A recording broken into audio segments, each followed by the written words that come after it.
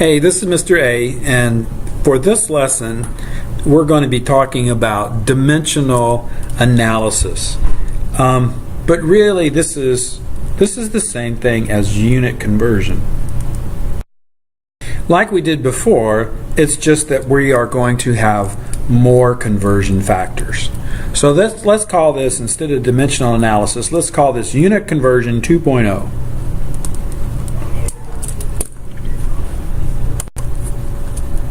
What you're going to do to show me that you have watched this video is you are going to complete this worksheet that I handed out.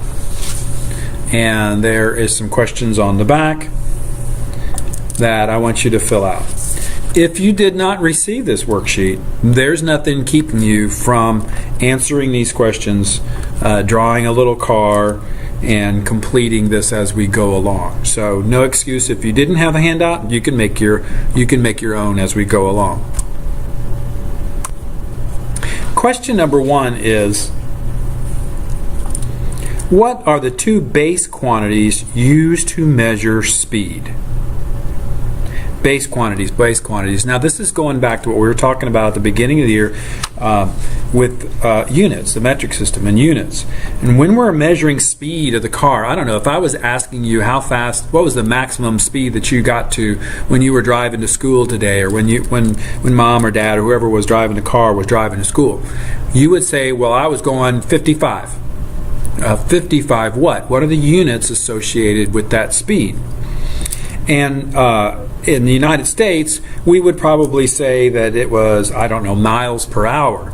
But those aren't standard units. Those aren't SI units.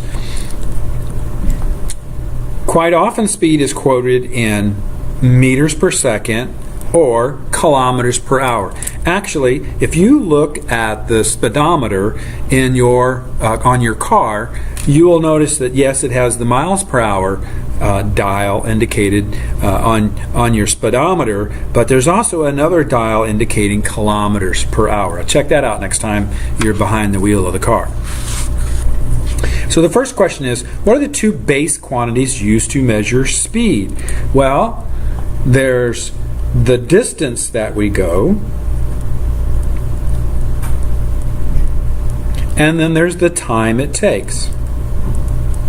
Right?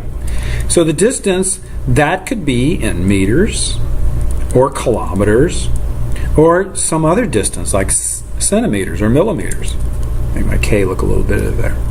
Time, the standard unit for time is seconds, or it could be, in this example they want us to look at hours, but it could be minutes too, right?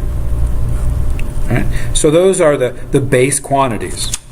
Here we are going to be converting meters per second to kilometers per hour. The second question that it asks us is, what is unique about the value of a conversion factor, and why is this value important? A conversion factor, you remember when we were doing metric conversion, say we wanted to convert something in meters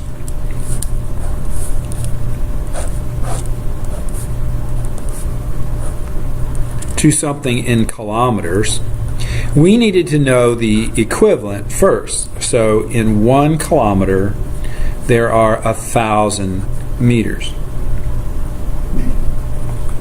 And then we could use the information in this equivalent to write a conversion factor. We wanted to convert meters to kilometers, so we wanted kilometers in our answer, so kilometers would have to go on top, and meters would have to go in the bottom. Right? So this went on top, and this part here went into the bottom, right? That's how we converted meters to kilometers. The question asks, what's important about this conversion factor? Well, the important thing about this conversion factor is that the numerator is equal to the denominator. When the numerator is equal to the denominator, the value of the conversion factor is really just a value of 1. So what is unique about the value is that the value of the conversion factor is equal to 1. The second part of that question is, why is that important? It's important because we don't really want to change. The only thing that we want to change is the units. We only want to change meters to kilometers. We don't really want to change the distance that we change. We just want to change the distance that we measured it. So if we went 10,000 meters, 10,000 multiplied by this conversion factor, that would convert to 10 kilometers. 10,000 meters is the same thing as 10 kilometers. The unique thing about this conversion factor is that it's 1, and it really doesn't change the distance. It only changes the units. Why is that important? We only want to change the units. Question number 3 says,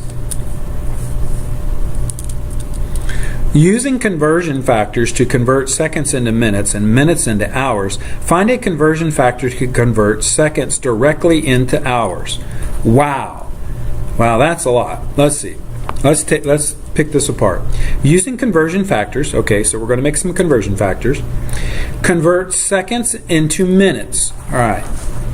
So in order to have a conversion factor, first you have to have an equivalent. So we need some equivalent relationship between seconds and minutes. So seconds is equal to so many minutes. And you should know that in 1 minute there are 60 seconds, right? And so we could make a conversion factor if, let's see, to convert seconds into minutes and minutes into hours. Find a conversion factor that converts seconds directly into hours. Uh-oh. So what's the end result? We want our answer in hours. We want our answer in hours.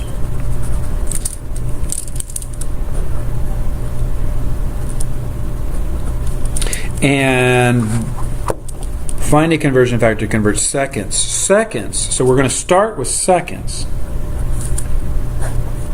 Okay? And what we need is 2 conversion factors. From these 2 equivalents, 60 seconds equals 1 minute, but we don't have this thing about hours. What is the relationship between minutes and hours? Well, we know that in 1 hour there are 60 minutes. So we can use this equivalent to make one conversion factor and this equivalent to make this conversion factor. Now here's the thing. Which goes on top and which goes on bottom? That's always the question in these problems, right? Well, if we want our answers in hours, and hours has to be on top here. So minutes needs to be on the bottom here. So in 1 hour there are 60 minutes. Now then we want to get rid of seconds, so seconds needs to be on the bottom. So seconds, 60 seconds over 1 minute here. All right? So there, I think we've answered that question. No, we haven't.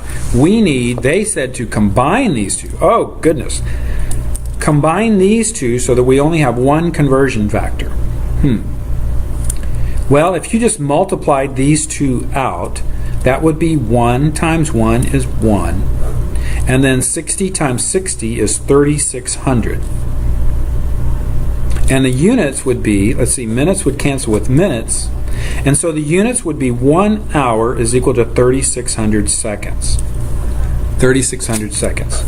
That's what we need to put in this, under this question right here. 1 hour is equal to 3,600 seconds. Okay?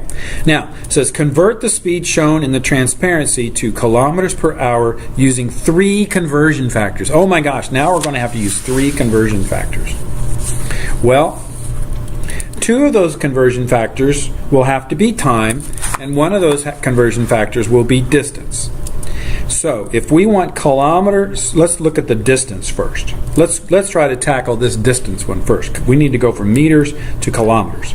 So if we want kilometers on top, then we need to use the equivalent 1 kilometer equals 1,000 meters. 1 kilometer on top, 1,000 meters on the bottom. All right, now we need to tackle this time here.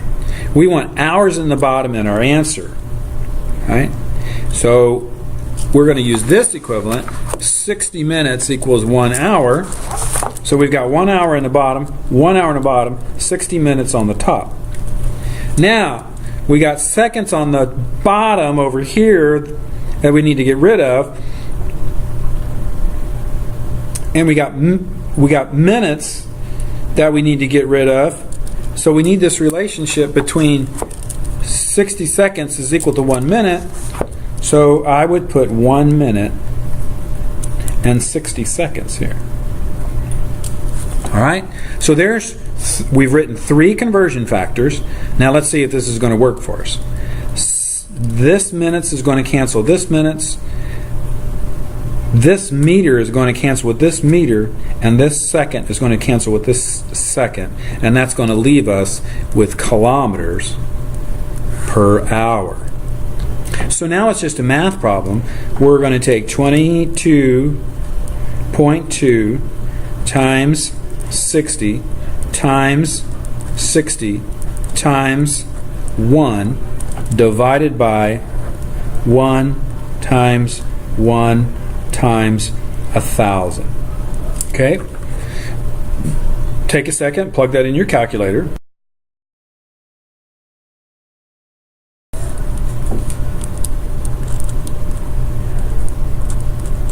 I get 79.9 kilometers per hour. Is that what you got? Almost 80. So 22.2 meters per second converts to 79.9 kilometers per hour. Okay, so now to complete our worksheet, question number 4, I'm just going to say see the front of the page because I did all my work right here, right? I don't want to have to rewrite that. And number 5, the last question is, make the conversion shown in the transparency using the fewest conversion factors possible.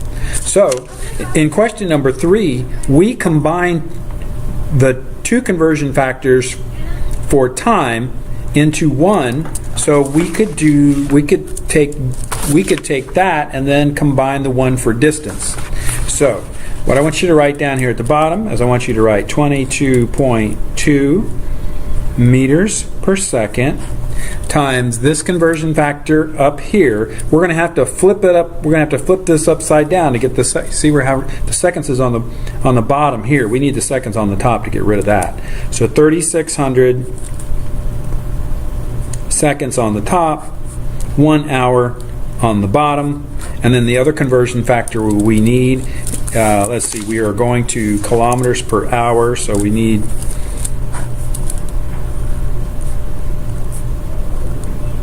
kilometers on the top, meters on the bottom, 1 kilometer, and that is going to give us our answer in kilometers